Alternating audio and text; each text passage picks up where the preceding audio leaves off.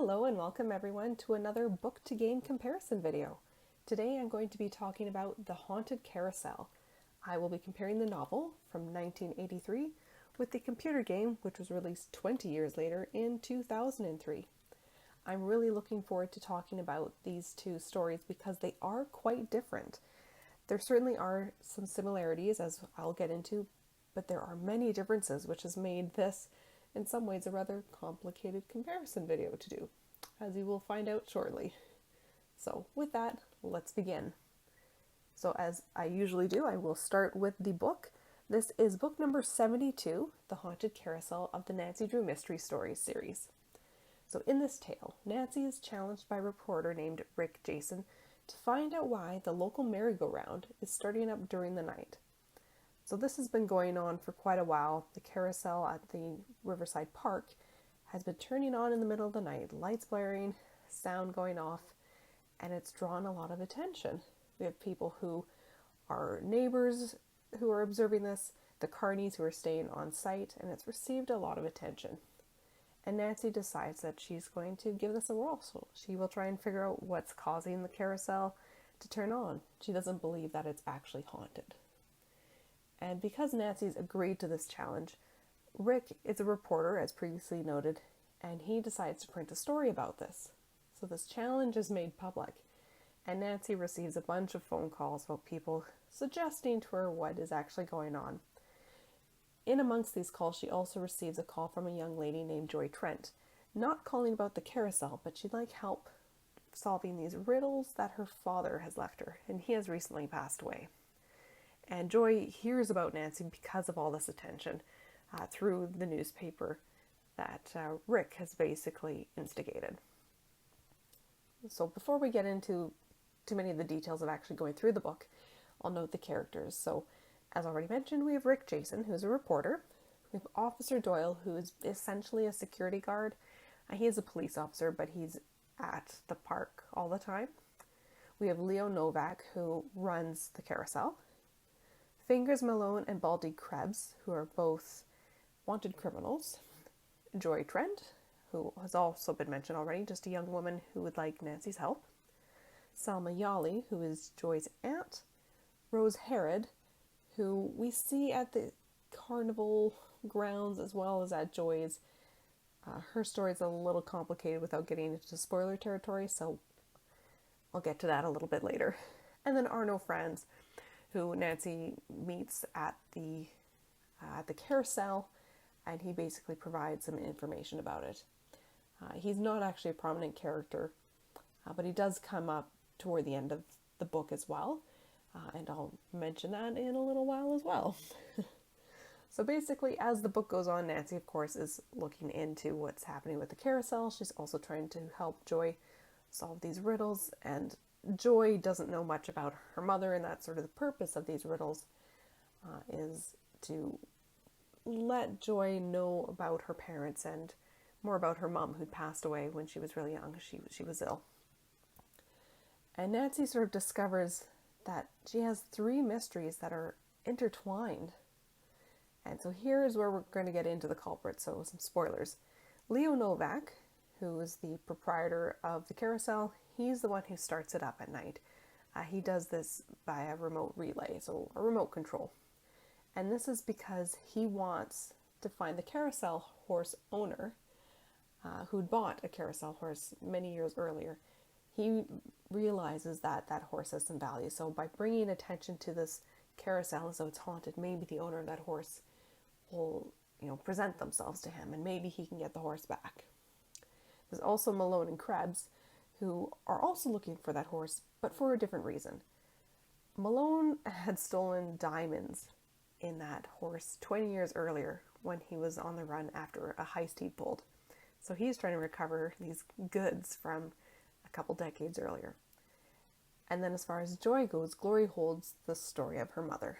So this carousel horse called Glory, is sort of the key to all of these mysteries that are all entangled.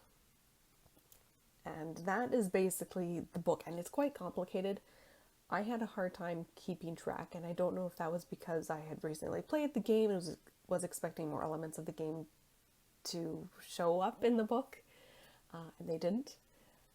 So it's a bit convoluted.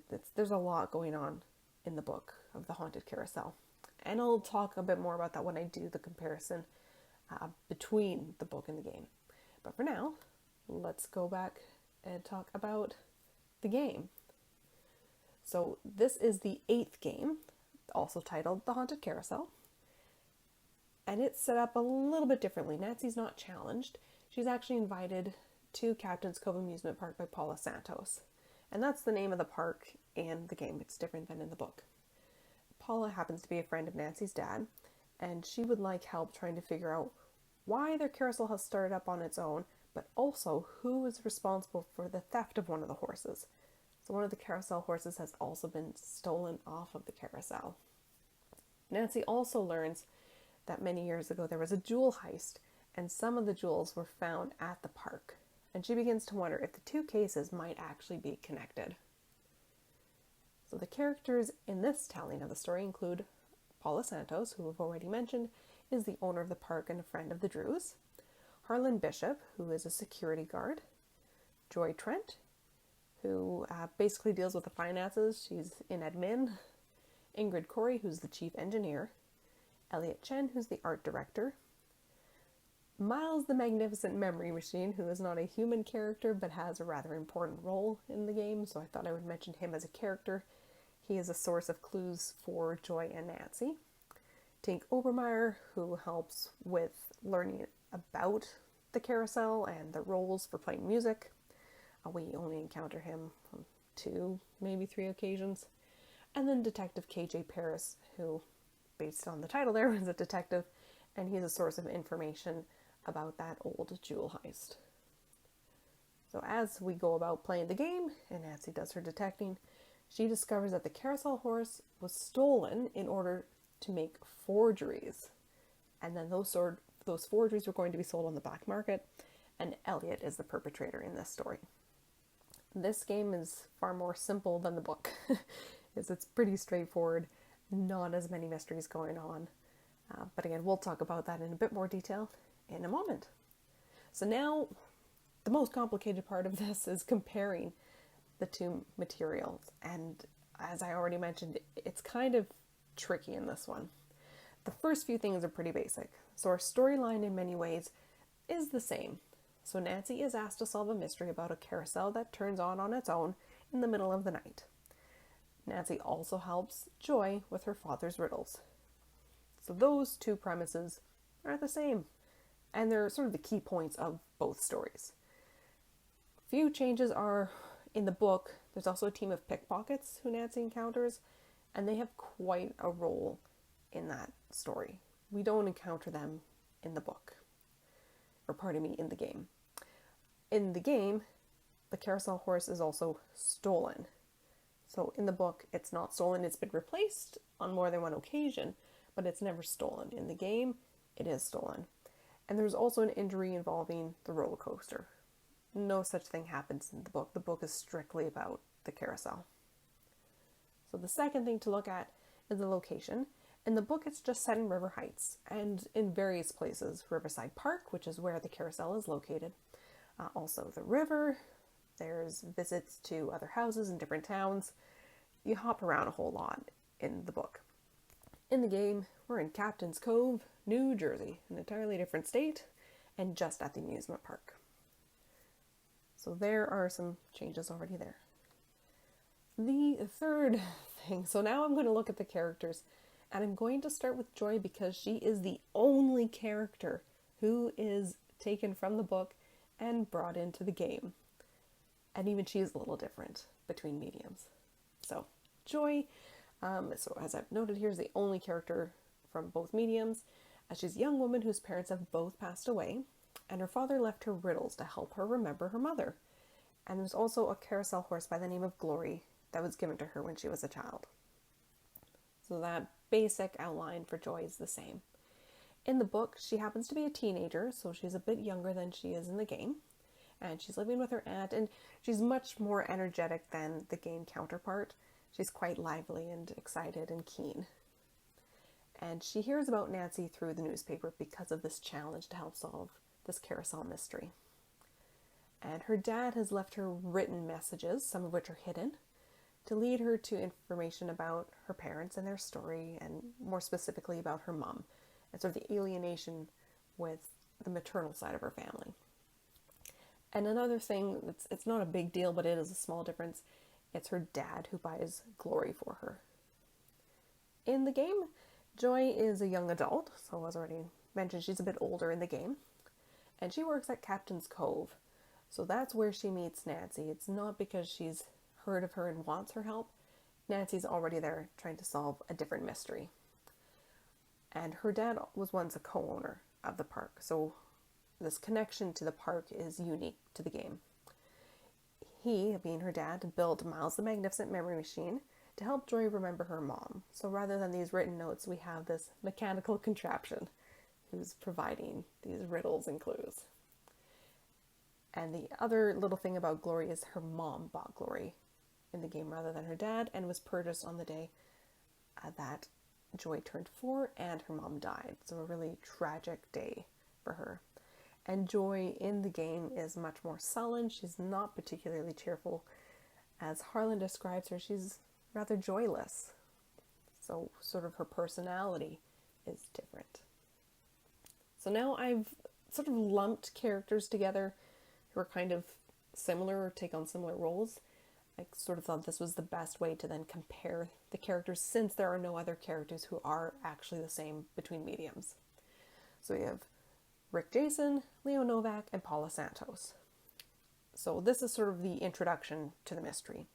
So in the book, Rick is a reporter who suggests that Nancy look into the so-called Haunted Carousel, and Leo is the owner of that carousel. He also happens to be responsible for the haunting.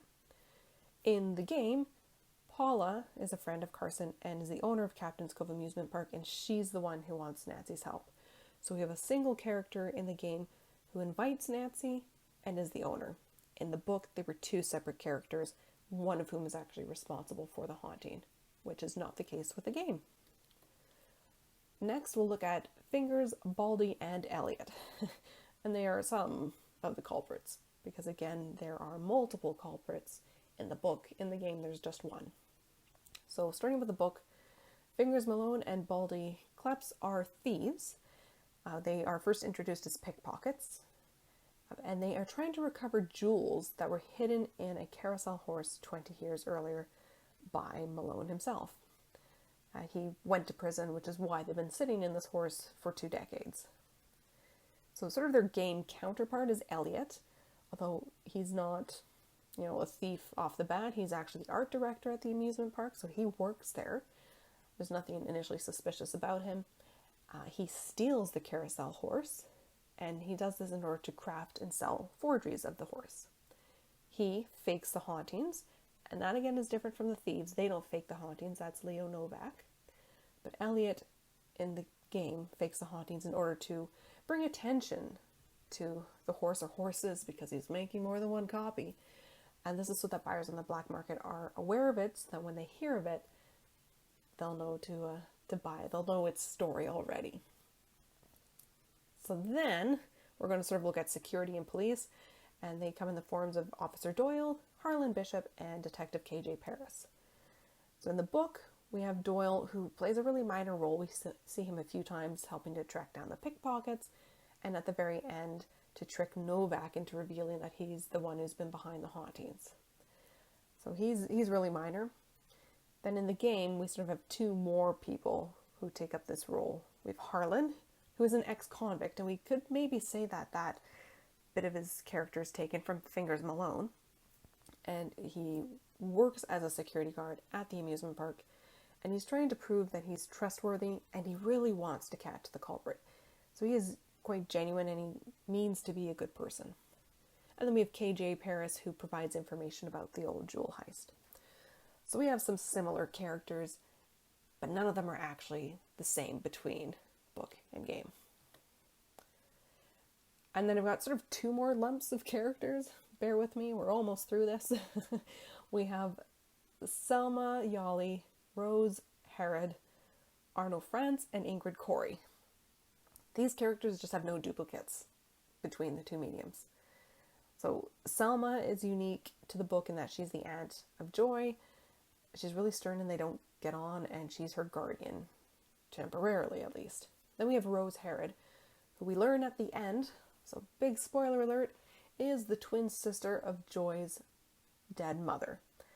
And she, at the very end, becomes the new guardian for Joy, and sort of becomes this new opportunity for Joy to learn about the maternal side of her family.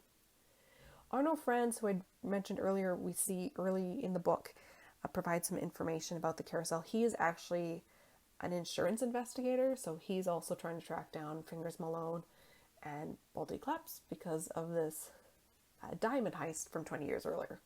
So that's sort of his role, and he shows up sort of at the end of the book and really saves the day. You can read the book to find out how exactly, because it's all very complicated and I'm not going to bore you with the details in this video. And then of course we have Ingrid Corey, who unlike the other three is in the game, not in the book. She's an engineer. I mean, she's just sort of a unique character with her new age view of the world. She provides blueprints to a competitor.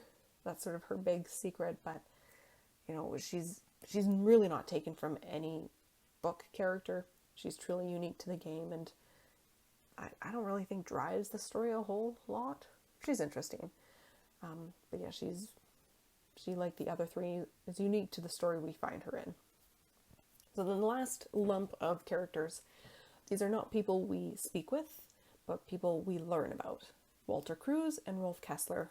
They are the artists who made carousel horses, and very few of them, and they are worth a great deal monetarily, so they have high financial value because they are rare.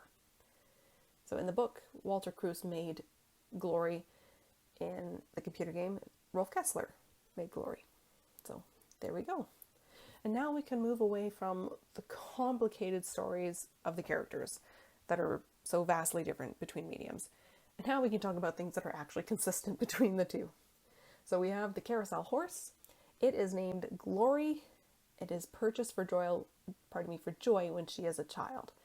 And it contains hidden diamonds in the book, or hidden jewelry in the game, that a thief had hidden in the horse many years ago. So that's something that's actually the same. And then the whole haunting of the carousel, the title of the book and game, that's the same too. So the culprit has faked a haunting, or one of the culprits has faked the haunting of the carousel in order to draw attention to it. The type of attention is a little different. They both relate to the horse, but in different ways. And the haunting is accomplished by remote control or remote relay. And then the final thing to compare is the ending. And again, I'm not going to get too detailed into this because with the book in particular, it's really complicated, and because there are multiple crimes and criminals, it's just too difficult. But here's the gist. So as far as similarities go, the hauntings are faked. Obviously, we don't have a real ghost. And Glory, the carousel horse, holds hidden treasure, both in terms of valuables, diamonds and jewelry, as well as the history of Joy's mother. That's where our similarities end. So looking at the book, so our source material, there are multiple crimes and culprits. The first being Leo Novak, who is responsible for the hauntings in order to bring Glory's owner to him, because as previously mentioned, he knows that that horse is incredibly valuable because it's one of the few horses that Cruz had made. And then we have Fingers Malone and Baldy Krebs. They are seeking the horse not because of the artistic value, but because of the diamonds that are hidden within it. In the game, we have Elliot, who steals the horse from the carousel and fakes the hauntings in order to bring attention to it so that he can sell the replicas that he makes to unscrupulous buyers on the black market. So that's those are our different endings. I mean, there are similarities obviously between them, but they are still quite different. Forgery doesn't come into the book. That is unique to the game, which I really appreciate. So with that, I will now conclude these sort of complicated comparisons. And for me, this is the first of the games that takes many turns away from the source material. I did start to see it in the last two games as well, but not nearly to the extent as with this story. So the 2003 PC game maintains some of the key elements from the 1983 novel, that mostly being Joy and her story, which includes Glory the horse, the fact that it contains these hidden materials as well as having been bought for Joy when she was a kid, and then of course just the overall haunting of the carousel. But the majority of the characters and the time spent at the amusement park are unique to the game. They're so different from the book. The novel involves more adventures to other sites, rather than just being at the park the whole time. For instance, there's time spent on a houseboat, which goes adrift and the girls are in trouble. They go to a daycare center because that's where Glory is. Joy has had Glory the whole time, but she donates it to the daycare for these kids to ride. We also go to Joy's house in the book. And we even go to another town because Rose Harrod is kidnapped and Nancy and Ned go to save her. So they're all over the place in the book. And it's just a far more complicated plot. The game simplifies the original story and really focuses on the elements of the park and its employees, which are new. They created the employees and turned Joy into one of the employees. And we spend a lot of time at the spaces in the park, at the rides and the houses that are found there. That's really the focus of the game. They found the key part of the story, which is the carousel and where it's located, and focus the story there. Despite all these differences, the two stories do share similar endings, which involves a previous heist's loot being hidden in a horse that is opened as our case closes. And that is the comparison that I have for the Haunted Carousel stories. So as I've said quite a few times, they are similar. Key plot points and characters are the same, but really the way they went about it for the game is so different from the book. The book, I can't say it enough, is to me really complicated. I didn't enjoy reading it, and I don't know if that's because I liked the game The Haunted Carousel and I was waiting for more of that story, but I suspect that's not the case. I just think it was all over the place. Everything did tie together, but it felt a bit messy in some ways. So that's where we see some big changes, where Her Interactive is maybe taking a bit more, they're just really creating their own story, driving it a little bit more their own way, not sticking as close to the source material. And I anticipate seeing that more and more as I get through these books and games. I'm really curious about the next one because I've never read the book that game number 9 is based on. I know when we get to game 10, the stories are really close, so we're not going to come upon many differences there, but I think after that, yes, we're going to see more changes, Her Interactive taking a bit more leeway with what the story they want to tell, moving a bit more away from the original story. So I hope you found this interesting. I certainly had, a time with these two stories. Not my favorite book, but a game that I do really enjoy. So this was really interesting. I really like what Her Interactive did. I think they transformed this book in the best possible way. I really like the story they created. I love the focus spent at the amusement park, being there the whole time, not running around the city. I thought that was a really great decision that they made. I really liked all the characters that they created, and they are brand new characters. They weren't taken from the book. They incorporated some of the storylines, like the ex-con background that Harlan has. That's clearly taken from the book, be it from Fingers Malone, Baldy Krebs, or just the fact that there was this previous heist. They did take that extra element from the book and incorporate it into his character. But otherwise, there's a lot of unique things to the game, and it's, I think, one of the few times where I'm going to praise Her Interactive in doing that. I know with the later games, I used to say this on the message board all the time, I found that Her Interactive was trying to be too creative and it was backfiring. I didn't like that they were not sticking to the source material. They were doing too many things that didn't follow the stories and I didn't think worked.